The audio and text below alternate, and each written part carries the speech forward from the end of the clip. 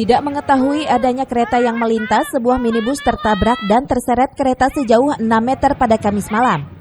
Berdasarkan keterangan warga, sebuah minibus warna hitam dengan nomor polisi F1255HA mencoba melintasi perlintasan kereta yang tidak berpalang pintu. Minibus tersebut ditabrak kereta jurusan Cibinong-Nambo. Beruntung tidak ada korban jiwa dalam peristiwa ini. Sang sopir yang selamat oleh warga langsung dilarikan ke rumah sakit terdekat. Sementara itu, kejadian tersebut kini ditangani unit Laka Lantas Polres Bogor. Mobil mau masuk ke rel, ada kereta datang, langsung kena, kedorong, langsung muter-muter mobil. Sedorongnya bangsa 6 meteran.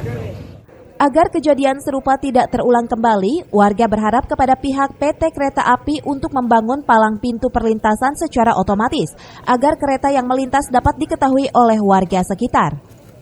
Dari Cibinong, Kabupaten Bogor, Edi Junaidi melaporkan.